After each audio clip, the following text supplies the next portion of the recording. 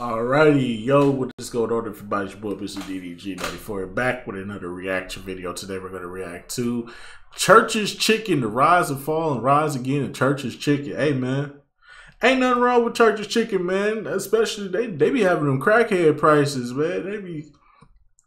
They be selling you, they be trying, I don't know what they be doing. They just be trying to sell you some chicken, boy.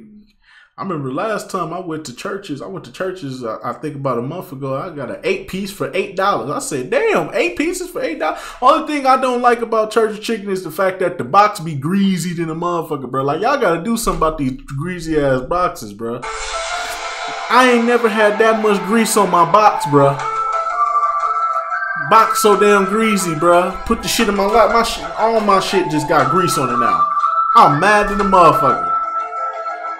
I'm like, bro, I gotta go somewhere, bro. I gotta make one last stop. Now I gotta go home and change because I got grease all over me, dog. Come on, man. Come on now, dog. Hey, bro, come on now, dog. Come on, man. Y'all tripping. Yeah.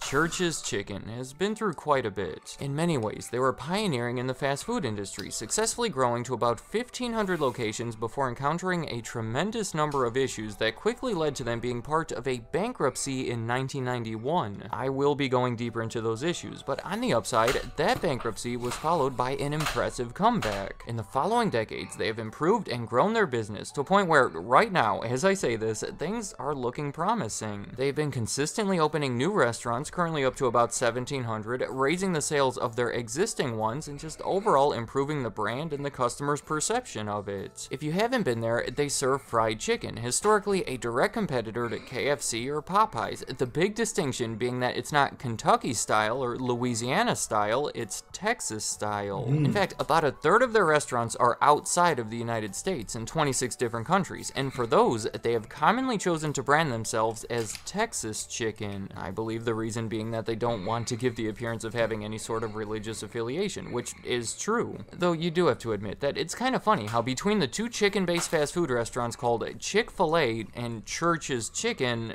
Chick-fil-A is the one that's religious. Anyways, today I'm going to be taking a look at the incredible rise, fall, and rise again of Church's Chicken, and because there's been so much going on with them over the years, I think it would be helpful to tell the story by going through each of their various owners. First off, it's called Church's Chicken simply because it's the name of the person who started it. George W. Church had spent his career selling incubators. Those are those machines that maintain the ideal temperature and conditions for hatching a chicken egg. Well, in 1952, at age 65, he saw an opportunity. The American population was driving their cars and on the go more than ever, so he figured that he can take advantage of that in a way that was familiar to him. He did it by opening a small restaurant in San Antonio that only sold fried chicken and only offered it to go. It was meant to be a high volume, low margin concept, meaning that he would sell a lot of chicken but only make a little bit of money from each sale. He attracted customers by setting low prices, 49 cents for 2 pieces of fried chicken and a roll. He cooked the chicken right in front of their window, allowing the public to see, and by locating it directly across the street from the Alamo. Remember that this was during the early days of the fast food industry, so there was some creative thinking going on there. After 4 years, he was up to 4 locations that had recently expanded their menu a tiny bit to also include French fries and their now famous jalapenos. And that leads me to their first change in ownership. It's a sad one because that year, George Church died and control of the company was transferred to the rest of his family. Damn. But his son, who went by the name Bill Church, became the main person in control. This is when they adapted their longtime strategy of focusing their restaurants on low-income urban areas, which makes perfect sense based on their original model. I mean, if you're looking to sell a lot of chicken at low prices, of course, you're going to go somewhere with a lot of people that don't have a lot of money to spend. And as a bonus, another motivation behind that strategy was the fact that those were the areas typically neglected by KFCs, so they weren't nearly as competitive. They found their place in the market, and by 1969, it had grown to about 20 locations, now reaching outside of San Antonio, though I believe still entirely in Texas. We can see how they were moving forward here. I would say an impressive start to this company, but the next change of ownership is where everything accelerated. Maybe you see where this is going. In 1969, they were sold to the public on the stock market. The money they raised from the sale quickly helped them become a national brand, opening hundreds of restaurants across the country and becoming the second largest chain of fried chicken restaurants behind only KFC. There's obviously so much more that could be said about this time, but to keep it simple, they continued using similar strategies to attract customers throughout the 1970s and continued growing to about 1,500 locations by the middle of the 1980s. And that is when everything started going bad. The second half of the 1980s was an absolute nightmare for Church's Chicken, so I've put together a new list outlining some of the biggest reasons behind their trouble. The first one I have is expanding too quickly. They were so concerned with opening new Church's Chickens that they may have pushed forward in some questionable areas. Remember, it's a business based on high volume, so a new restaurant has to sell a lot of chicken for it to be successful, and for many of them, that just wasn't the case. Starting in 1985, their overall sales were falling each year, and by 1988, they were losing money. Another likely factor was their changing leadership. Trust me, everyone's going to get a headache if I get into all the specifics of it, but many of the top positions just kept changing. Many of the leaders weren't getting along with each other, some of them were undoing changes made by others before them, and the company lacked a consistent vision. Another issue was all of these other fast food chains that they were trying to operate. They started a hamburger chain called GW Juniors that grew to over 60 locations before closing in 1982. They opened a Mexican restaurant called Charro's. They acquired an upper-scale competitor called Ron's Crispy Fried Chicken to try to expand their reach into the higher-income suburban markets. I don't believe any of it was too successful in the end, and it definitely divided their attention. I'm trying to go through these fast. Another potential reason was the public's perception. There's a lot tied into that, but the interesting one here is this crazy rumor going around in the black community saying that Church's Chicken was actually owned by the KKK, and they were putting stuff in their food that made black people unable to have children. That's untrue, of course. Please don't go spreading that rumor to anybody else, but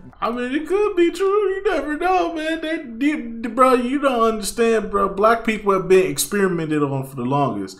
You gotta think about it, because it's starting to make a little sense. Think about it. Low income communities.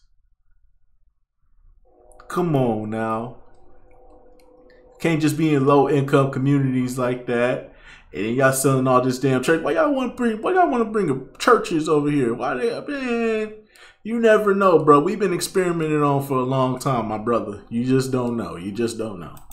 that can have an impact. It's questionable if it ever you actually just don't directly hurt their sales, but there was a lawsuit from one of their franchisees who claimed that they should have been told about that rumor before doing business with them. I don't know, the whole thing's weird, but it certainly wasn't a positive thing for them. My final reason behind their struggles is by far the most impactful. It is the fact that they were bought by Popeyes. So let me go ahead and add that to my other list as well, and this is another sad one because I would rank this one up there as one of the worst acquisitions of all time. I'm actually amazed that it didn't kill both of the chains. Now, I've already talked about this in a previous video about Popeyes, so I recommend watching that one if you want more details or if you want to hear from the Popeyes point of view. But the fact is that in 1989, Al Copeland, the head of Popeyes, tried to take advantage of Church's struggling position by purchasing them for something like $400 million. That amount, by the way, had to be borrowed at a high interest rate. In court documents filed at the time, Popeyes expressed that their intention was to sell 440 Church's chickens, convert 303 of them into Popeyes restaurants, close 250 of them, and keep only 92 of them open, which would have effectively reduced the brand to about 6% of their previous size. They struggled to make that happen, but I think it shows how they pretty much just wanted to suck the life out of Church's to help grow the Popeyes brand. In reality, they fired 12% of Church's staff, including the top management, closed about 100 of them, unsuccessfully tried to sell many of the company-owned locations to franchisees, unsuccessfully tried to convert many of them to Popeyes, and upset many of the existing franchisees in the process. I don't know what else to say. No one benefited from this. The two companies clearly did not integrate together well at all, so in 1991, that combined company couldn't keep up with their debt payments and was forced to file for bankruptcy. So I think that's a pretty good explanation of the rise and fall of Church's Chicken. I'll admit that up until this point, this has been a depressing video, video, so I'm happy that we're finally getting to the comeback. The next owner of Church's Chicken was thankfully much better than the previous one. Through the bankruptcy court, the creditors that had loaned Copeland the money for the ill-fated acquisition became the new owners of both Popeyes and Church's and used them to establish a new company called America's Favorite Chicken Company. I like that name because it has so much confidence, calling yourself America's Favorite Chicken Company, but it was later shortened and changed to AFC Enterprises. The immediate changes that they made to sort out this whole disaster was to move their headquarters from New Orleans to Atlanta, separate the operations and management of the two companies as much as possible, and maybe most importantly, they brought in a new CEO, Frank Bellotti, who had recently implemented some effective turnaround efforts over at Arby's. For Church's specifically, they invested millions of dollars into remodeling restaurants to try to reverse that negative reputation. They reached out to the franchisees to try to improve the relationships that had been destroyed from that previous ordeal. They added new menu items, including their famous honey buttered biscuits. They started opening new restaurants again, many of which were in creative, low-cost locations, like the ones that they combined with White Castle restaurants. They had similar demographics and suppliers. Efforts like those helped them grow back up to 1,500 locations within about 10 years, and around that time, they even updated the branding and the logo into the one that I think most of us better recognize at this point. For AFC Enterprises, in the late 1990s, their new plan was to expand beyond fried chicken restaurants. That's actually why they changed their name. In 1998, they bought Seattle Coffee Company and Cinnabon, each of which were around $65 million. But that strategy completely changed a few years later when they ran into financial trouble. The trouble was partially due to these accounting issues where they had to restate their earnings.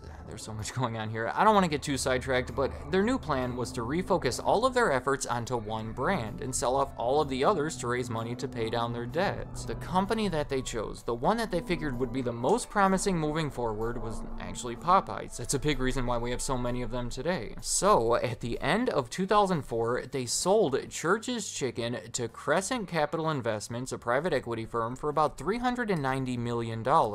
From this point, I'm just gonna go ahead and finish this list. In 2009, they were sold to another private equity firm, and in 2021, it was announced that they were sold to yet another private equity firm. That one is High Bluff Capital Partners, who are also the owners of Quiznos. They say that they believe that Church's had built a long-term connection with their customers, and they felt that they could capitalize on that. Currently, they claim to have 1,700 locations, generating system-wide sales of around $1.2 billion each year, which is an all-time high. They're bigger now than they have ever been in the past. Over the past few years, they put an emphasis on digital marketing and their delivery business, which have been bringing in positive results. So, after so much struggle in the past, it seems like Church's Chicken is finally moving in the right direction. Let me know in the comments, have you ever been to Church's Chicken? Or I guess Texas Chicken if you're from anywhere outside of the United States. I realize that it's a restaurant that's definitely not for everybody, and I imagine a good portion of the people watching this will say that they much prefer KFC or Popeyes or one of the other competitors. I'm even going to put that. I mean, they alright. They alright. It's just, you know, I say it like this: they be hitting they prices be on point, so they're a lot cheaper than Church's. I mean, the KFC and Popeyes, but with the location thing, that's been the biggest problem. It's like they just in these obscure locations. Like it used to be one. It used like when I was first down here, it was one that used to be next to a Kroger, which is closer to the mall. So it was in a nice spot, but now it's gone. And now you got to go. And now it's only one. It's only one Church's location down here. And it's somewhere in the hood. And I'm not going nowhere over there. So I went over there last month to go get me some Church's chicken. I'm never doing it again until they can relocate another Church's over here to where I am. I don't know why they got rid of the one that was closer to the mall. It seemed like that one was getting a lot of business, a lot of traction. I remember I went there one time last year. That shit, I was in line for like, I was sitting in line for like damn near a whole hour for some damn chicken because the line was so long. But yeah, man, that's just gonna about do it for this one. Church's is definitely a good one. I wouldn't say they're the best, but they good enough. I say this, they better than KFC. That's what I say. I say they better than KFC is right now. But yeah, man, that's just gonna about do it for this one. I'll see y'all next video. Till then. Peace out.